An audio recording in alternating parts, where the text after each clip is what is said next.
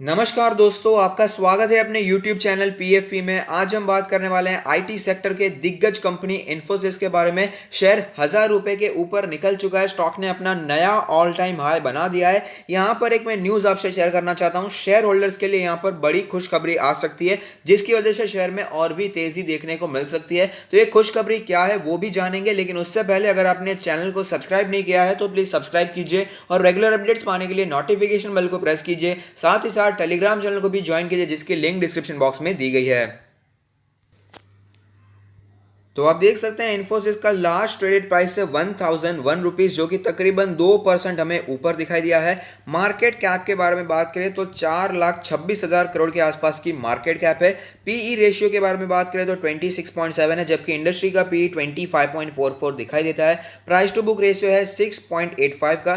Dividend yield काफी शानदार है, 1.75% की डिविडेंड यील्ड दिखाई देती है। अगर बात करें यहाँ पर फेस वैल्यू के बारे में तो 5 रुपीज का फेस वैल्यू दिखाई दे रहा है। और यहाँ पर एक न्यूज आ गई है कि अक्टूबर 14 को यहाँ पर इन्फोसिस के Q2 के रिजल्ट आने वाले हैं, तो ये भी आपको ध्यान में रखना चाहिए अगर आप इन्फोसिस के शेयर होल्डर्स हैं।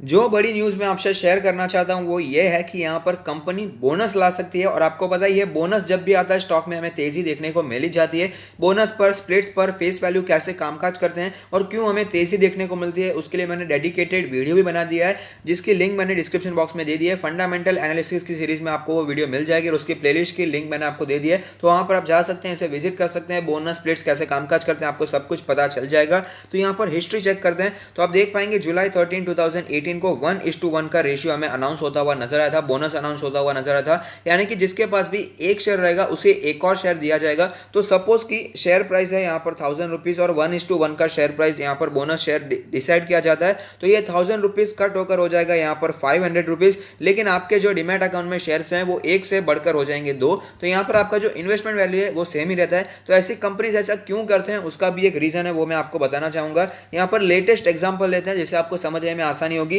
आइसर मोटर्स फिलहाल अभी 22,000 के आसपास ट्रेड करता हुआ नजर आ रहा था, लेकिन उसने स्टॉक स्प्लिट किया और फिलहाल वो ट्रेड कर रहा है 2,200 के आसपास। स्टॉक ने ऐसा क्यों किया वो भी समझ लेते हैं। तो यहाँ पर 22,000 के आसपास जब स्टॉक ट्रेड कर रहा है तो वहां पर लिक्विडिटी काफी ज्यादा कम रहती है। वहां पर रिटेल इन्वेस्टर ज्यादा पार्टिसिपेट नहीं कर पाते। काफी कम रिटेल इन्वेस्टर होते हैं जो कि यहाँ पर इन्वेस्ट करने के बारे में सोच सकते हैं, क्योंकि 22,000 एक बड़ी रकम होती है। एक ही शेयर में इतना ज्यादा रुपए एक ही साथ इन्वेस्ट करना रिटेल इन्वेस्टर के लिए काफी ज्यादा मुश्किल हो सकता है। तो यहाँ पर इसी कारण की वजह से हमें स्टॉक स्प्लिट देखने को मिलता है। और आप देख सकते हैं 2200 ये काफ़ी अट्रैक्टिव हो जाता है, तो यहाँ पर लोग काफ़ी ज़्यादा कवर करने लगे हैं आइसर मोटर्स को। यहाँ पर आप इन्वेस्टमेंट करने के बारे में सोच सकते हैं। पहले लोग इसे यहाँ पर इन्वेस्टमेंट के बारे में सोचते ही नहीं थे, क्योंकि यहाँ पर इन्वेस्टमेंट किया ही नहीं जा सकता था। अगर आप MRF का एग्जाम्पल ले लें तो कंपनी तो धमाकेदार है, लेकिन यहाँ पर रिटेल इन्वेस्टर यहाँ पर इन्वेस्ट करने के बारे में सोच ही नहीं सकता, क्योंकि 60,000 के भी ऊपर वो शेयर ट्रेड कर रहा है। तो यहाँ पर इन्वेस्ट कैसे करें, उनके मन में ये सवाल आता है। इतने ज़्यादा पैसे एक ही स्टॉक में कैसे लगाए, काफ़ी ज़्यादा मुश्किल हो जाती है। अगर गिरावट होगी तो यहाँ पर पैसे होंगे भी नहीं हमारे पास एवरेज करने के लिए। तो इसी वजह से यहाँ पर हमें ज्यादा दिक्कत देखने को मिलती है और इसी वजह से बोनस और स्प्लिट्स हमें देखने को मिलते हैं। तो यहाँ पर आप देख पाएंगे बोनस स्प्लिट्स देखने के बाद आइसर मोटर 2200 के आसपास ट्रेड कर रहा है। तो रिटेल पार्टिसिपेशन ज्यादा बढ़ जाए, इसी की वजह से बोनस और स्प्लिट्स भी हमें देखने को मिलते हैं। और बोनस और स्प्लिट से कैसी इमेंस वेल्थ हमें जनरेट होती हुई नजर आती है उसका भी बेहतरीन उदाहरण मैंने पेश किया है। फंडामेंटल एनालिसिस के सीरीज में आपको वो भी मिल जाएगा, जिसने विप्रो में 10,000 रुपए इन्वेस्टमेंट किया होगा आईपीओ के समय में। करंटली वो 500 करोड़ से भी ज्यादा हो चुके हैं। यहां पर बोनस और स्प्लिट्स कैसे कामकाज करते हैं आपको समझना चाहिए, जिससे आपको लॉन्ग टर्म में कंपाउंडिंग देखने को मिल सके। इन्फोसिस ने, टीसीएस ने, इन सब शेयर्स ने धमाकेदार रिटर्न्स हमें बनाकर दिए हैं बोनस और स्प्लिट्स के द्वारा। तो यहां पर लेकिन ये एक ही बेसिस नहीं होता, जिसके आपको यहां पर ध्यान में रखना चाहिए। और इसी बेसिस पर बोनस, स्प्लिट या डिविडेंड के बेसिस पर कभी भी आपको शेयर खरीदारी नहीं करनी चाहिए, मैं आपको बताना चाहूंगा। अगर आपको शेयर अच्छा लगता है तो ही आप यहाँ पर आपको शेयर में इन्वेस्ट करना चाहिए। और यहाँ पर 1:1 का रेशियो 2018 में देखने को मिला था। जुलाई 13 को यहाँ पर अनाउंसमेंट हुई थी। अगर आप चार्ट्स पर चेक करेंगे तो जुलाई 13, 2018 का जो प्राइस आपको दिखाई देगा 600 से करके 650 के आसपास ही दिखाई देगा। इसी रेंज में आपको ट्रेड करता हुआ नजर आएगा। इसका मतलब है कि जब यहाँ पर अनाउंसमेंट हुई थी तब ये शेयर ट्रेड कर रहा था 1200 से करके यहाँ पर 1300 के आसपास की रेंज पर। अब फिलहाल यहाँ पर 1000 के भी ऊपर निकल चुका है, तो पूरे चांसेस है कि यहाँ पर फिर से बोनस अनाउंस होता हुआ नजर आ सकता है। और यहाँ पर 2015 की बात करें, अप्रैल 24 2014 तो 2015, तो यहाँ पर भी 1:1 का रेशियो हमें अनाउंस होता हुआ नजर आया था। तो अब अगर आप अभी फिलहाल चेक करेंगे तो आपको पता चलेगा स्टॉक 500 से करके 550 के आसपास हमें स्टॉक ट्रेड करता हुआ नजर आ रहा था। तो यहाँ पर अगर बात करें तो 1000 से रुपए 11,100 के आसपास स्टॉक जब भी ट्रेड करता है तो बोनस की संभावनाएं बढ़ जाती है। तो जब भी स्टॉक यहाँ पर 4 डिजिट्स में ट्रेड करना शुरू करता है तो वहां पर बोनस की संभावनाएं बढ़ जाती है, जिसकी वजह से तेजी भी देखने को मिलती है।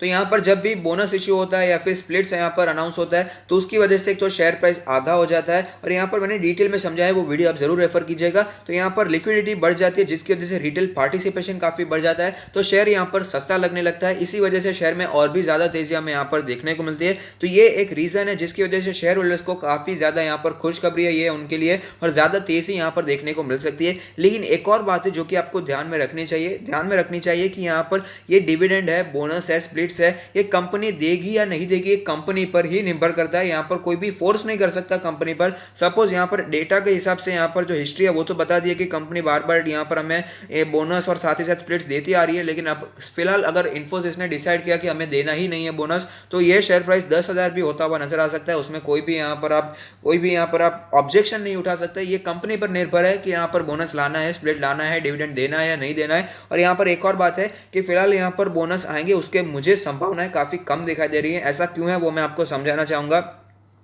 लेटेस्ट एग्जांपल में लूंगा यहाँ पर मुथूट फाइनेंस का। मुथूट फाइनेंस में यहाँ पर स्टॉक स्प्लिट बोनस यहाँ पर इशू करने वाला था, लेकिन उसने पोस्टपोन कर दिया है। 1200-1300 के आसपास स्टॉक ट्रेड करता हुआ नजर आ रहा था। वो यहाँ पर बोनस या फिर स्प्लिट्स के बारे में सोच रहा था, तो यहाँ पर 1200 से कम होकर 600 हो सकता था। अगर यहाँ पर वो 10:1 का रेशियो लाता तो हमें यहाँ पर 120 का प्राइस भी देखने को मिल सकता था, और आपके शेयर्स यहाँ पर 10 गुना भी हो सकते थे। तो जो भी वो इसका यहाँ पर वो स्प्लिट लाते हैं, बोनस लाते हैं, लेकिन उन्होंने पोस्टपोन किया है। उसके अलग अलग रीजन हो सकते हैं। यहाँ पर एक रीजन है जो कि मुझे लगता है ये एक जेन्युइन रीजन मैं आपको समझाना चाहूंगा।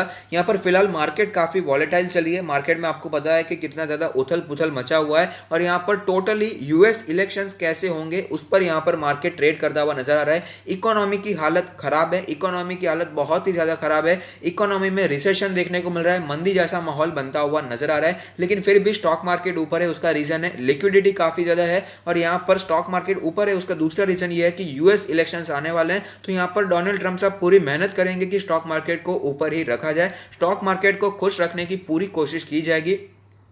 तो ऐसे पूरे चांसेस बनकर आते हैं कि यहाँ पर जो रिटेल इन्वेस्टर हैं वो ज़्यादा भोले भाले होते हैं, उनको यहाँ पर इतनी सारी चीज़ें समझ में नहीं आती। लेकिन जो बड़ी कंपनीज होती है वो यहाँ पर समझ पाती है कि क्या बड़ा गेम खेल रहे होते हैं बिग प्लेयर्स। यहाँ पर जो बिग शॉट्स होते हैं वो बड़े गेम खेल जाते हैं। तो यहाँ पर ऐसे चांसेस पूरे बनकर आते हैं कि यूएस इलेक्शंस के बाद हमें यहाँ पर मार्केट में गिरावट देखने को मिल सकती है। क्रैश नहीं तो कम से कम एक करेक्शन देखने को मिल सकता है, तो वापस स्टॉक्स के प्राइसेस नीचे आते हुए भी नजर आ सकते हैं। तो ये एक चांसेस है जिसकी वजह से यहाँ पर स्टॉक प्राइस पोस्टपोन होते हुए नजर आ रहे हैं। और यहाँ पर मुथूट फाइनेंस तो एक एनबीएफसी कंपनी है, तो वहां पर इसीलिए हमें यहाँ पर शायद उनको डर होगा कि यहाँ पर हमें एनपीएस की सिचुएशन बढ़ती हुई नजर आ सकती है। उसकी वजह से भी यहाँ पर हमें स्टॉक स्प्लिट या बोनस है वो यहाँ पर पोस्टपोन होता हुआ नजर आया है। तो यहाँ पर आईटी सेक्टर तो फ्लरिश होता हुआ नजर आ रहा है, तो यहाँ पर चांसेस कम है कि यहाँ पर बोनस को टाला जाए या बोनस को पोस्टपोन किया जाए। लेकिन यहाँ पर पूरे चांसेस हैं कि यहाँ पर फिलहाल जब तक यूएस इलेक्शंस नहीं हो जाते, फिलहाल जब तक स्टॉक मार्केट से सारी अनसर्टेनिटी है जब तक खत्म नहीं हो जाती, तब तक यहाँ पर कोई भी स्टॉक स्प्लिट या बोनस हमें देखने को मिलने वाला है। ऐसे चांसेस मुझे पर्सनली काफी ज्यादा कम दिखाई देते हैं।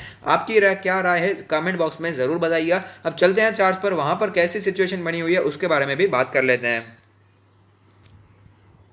तो आप देख सकते हैं कि मार्च में जब भारी गिरावट देखने को मिली थी, 550-500 के आसपास स्टॉक ने सपोर्ट लिया था। उसके बाद जो रैली देखने को मिल रही है यहाँ पर आईटी सेक्टर में, अब देख पाएंगे स्टॉक यहाँ पर डबल हो चुका है। सारे मूविंग एवरेज के ऊपर फिलहाल स्टॉक ट्रेड करता हुआ नजर आता है। अगर बात करें इंडिकेटर्स के बारे में, तो आप देख पाएंगे मनी फ्लो इंडेक्स का नंबर 68.95 है। काफी ज्यादा वीकनेस यहाँ पर हमें देखने को मिली थी, लेकिन वो वीकनेस कवर हो चुकी है। वापस स्ट्रेंथ यहाँ पर लौटती हुई नजर आ रही है। और यहाँ पर अगर ये 70 के ऊपर चला जाता है तो ओवरबॉट सिचुएशन भी देखने को मिल सकती है। अगर बात करें यहाँ पर आरएसआई के नंबर के बारे में, तो आप देख पाएंगे आरएसआई का भी नंबर काफ़ी ज़्यादा स्ट्रांग हमें यहाँ पर दिखाई देता है। अगर बात करें यहाँ पर एमएससीडी के बारे में, तो एमएससीडी में जो सिचुएशन हमें फिलहाल देखने को मिल रही है, यहाँ पर एक बुलिश क्रॉसओवर देखने को मिल रहा है, जो कि दर्शा रहा है कि यहाँ पर तेजी कंटिन्यू रहती हुई नजर आ सकती है। अगर बात करें बॉलिंजर बैंड के बारे में, तो आप देख पाएंगे स्टॉक बॉलिंजर बैंड के लोअर बैंड के आसपास सपोर्ट लेने के बाद हमें तेजी देखने को मिल रही है। और फिलहाल स्टॉक अपर बैंड के भी काफ़ी ज़्यादा ऊपर जाता हुआ नजर आ रहा है। अपर बैंड का लेवल है 987 का लेवल। अगर बात करें यहाँ पर इसके मीडियन के बारे में तो वो है 944 के आसपास का लेवल, लोअर बैंड है 901 के आसपास का लेवल। अगर बात करें यहाँ पर इसके पिवट पॉइंट्स के बारे में तो पिवट लेवल कैलकुलेट होकर आता है 939 के आसपास का लेवल। रेजिस्टेंस की बात करें तो यहाँ पर एक रेजिस्टेंस तो यहाँ पर डिसाइसिवली टूट चुका है, यहाँ पर दूसरा रेजिस्टेंस भी यार टूटता हुआ नजर आ रहा है जो कि है 999 का लेवल यहाँ पर। लेकिन स्टॉक सस्टेन हो पाता है या नहीं हो पाता ये तो आगे आने वाला समय बताएगा। सपोर्ट्स के बारे में बात करें तो 904 का सपोर्ट दिखाई देता है, उससे भी नीचे जाए तो 879 का सपोर्ट भी हमें यहाँ पर दिखाई दे रहा है। अब चलते हैं यहाँ पर ऑल टाइम चार्ट देखते हैं जहाँ पर एक कैंडल 1 मंथ को रिप्रेजेंट करेगी, जिससे हमें पता चलेगा स्टॉक ने कैसी मूवमेंट बना कर दी है। तो आप देख पाएंगे धमाकेदार स्टॉक रहा है, मल्टी बैगर रिटर्न से स्टॉक ने हमें बना कर दिए हैं। कभी भी ज्यादा डीप करेक्शन स्टॉक में देखने को नहीं मिलता है, जब भी करेक्शन इसमें देखने को मिला है तो ये जो 50 मंथ्स का ईएमए कैलकुलेट होकर आता है, फिलहाल वो कैलकुलेट होकर आता है 678 के आसपास का लेवल। इसी के आसपास स्टॉक हमें सपोर्ट लेता हुआ नजर आता है और वापस हमें तेजी कंटिन्यू रहती हुई भी नजर आती है। तो यहाँ पर आप देख पाएंगे फिलहाल वो लेवल 678 का है। 20 मंथ्स के आसपास का बात करें, 20 मंथ्स का जो ईएमए है वो है 775 के आसपास का लेवल। यहाँ पर अगर बात करें करंट सिचुएशन के बारे में, पोजीशंस के बारे में, तो जैसे कि आपको पता है फिलहाल यहाँ पर आईटी सेक्टर को तो फ्लरिश होना ही है, फार्मा सेक्टर ऊपर जा रहा है, आईटी सेक्टर में भी हमें तेजी देखने को मिल रही है क्योंकि ये सेक्टर है जिस पर काफी कम प्रभाव पड़ता हुआ नजर आ रहा है क्योंकि ये कामकाज है, ये सब कुछ कामकाज यहाँ पर हम घर पर भी कर सकते हैं, वर्क फ्रॉम होम की सुविधा यहाँ पर लागू हो सकती है। इसी वजह से हमें आईटी सेक्टर में बहुत ही धमाकेदार तेजी देखने को मिल रही है। स्टॉक्स यहाँ पर ऑल टाइम हाई बनाते जा रहे हैं, बहुत ही तेजी हमें यहाँ पर देखने को मिल रही है। पोजीशंस की बात करें तो अगर यहाँ पर ऊपर की पोजीशन की तो बात ही नहीं बनती, स्टॉक यहाँ पर ऑल टाइम हाई पर ट्रेड कर रहा है। अगर आपने यहाँ पर नीचे पोजीशन बना कर रखी है, आप अभी फिलहाल प्रॉफिट में चल रहे हैं, अगर आपने लॉन्ग टर्म के लिए लिया है तो प्लीज कंटिन्यू होल्डिंग कीजिए। लेकिन अगर आपने शॉर्ट टर्म के लिए लिया है तो मेरा मानना है कि यहाँ पर जो रेजिस्टेंस का लेवल है 999 का लेवल, उस पर वॉच आउट करके रखिए। अगर ये सस्टेन हो जाता है तो यहाँ पर आप कंटिन्यू होल्डिंग कर सकते हैं। और बात करें यहाँ पर फ्रेश बाय के बारे में तो यहाँ पर मैं काफी समय से आपको कह रहा हूँ कि आईटी सेक्टर में फिलहाल मैं इंटरेस्टेड नहीं हूँ। जब मैं इंटरेस्टेड था तब मैंने आपको यहाँ पर रेकमेंड भी किया था, जब हमें यहाँ पर कंसोलिडेशन का फेज चलता हुआ नजर आया था। सिर्फ और सिर्फ इन्फोसिस में ही नहीं, हमें यहाँ पर टीसीएस में भी कंसोलिडेशन देखने को मिला था।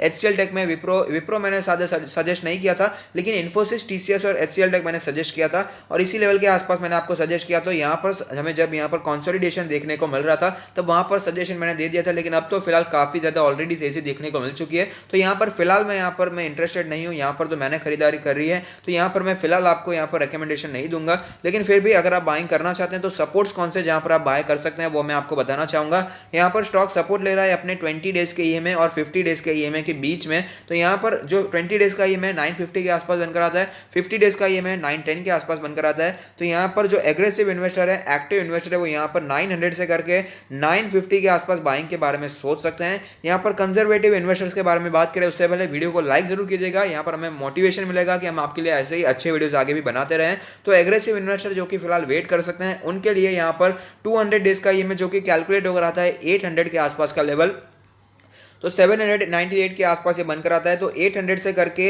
850 का जो लेवल है काफी अच्छा लेवल है, यहाँ पर आप बाइंग करने के बारे में सोच सकते हैं क्योंकि 200 डेज का ईएमए और 100 डेज का ईएमए इसी लेवल के आसपास बनकर आता है। काफी लोग यहाँ पर कहेंगे कि इतना गिरावट यहाँ पर होएगा ही नहीं, ये लेवल कभी भी आएगा ही नहीं। तो ये मैंने लेवल उन लोगों के बताए जो कि कंजर्वेटिव होते हैं, जो कि यहाँ पर थोड़ा सा वेट करना चाहते हैं। तो यहाँ पर ये जेन्युइन कोशिश होती है मेरी तरफ से कि मैं दोनों टाइप के इन्वेस्टर्स के लिए लेवल बता पाऊँ। यहाँ पर जनरली एग्रेसिव इन्वेस्टर्स वाले लेवल ही फॉलो होते हैं और वहीं से स्टॉक हमें सपोर्ट लेता हुआ नजर आता है। 10 में से 2 ही स्टॉक्स ऐसे होते हैं जो कि कंजर्वेटिव लेवल्स पर आते हैं। लेकिन यहाँ पर जब स्टॉक कंजर्वेटिव लेवल्स पर आ जाते हैं उसके बाद बाउंस बैक के चांसेस जो होते हैं यहाँ पर 99% होते हैं। तो यहाँ पर इसीलिए जो वेट करना चाहते हैं वो कर सकते हैं। ये मेरी जेन्युइन कोशिश है कि मैं आपके लिए दोनों लेवल्स यहाँ पर बता पाऊँ। तो अगर आपको ये वीडियो पसंद आता है तो लाइक कीजिए, शेयर कीजिए, कमेंट कीजिए, सब्सक्राइब कीजिए और मुझे मोटिवेट कीजिए। Thank you, stay happy, happy investing.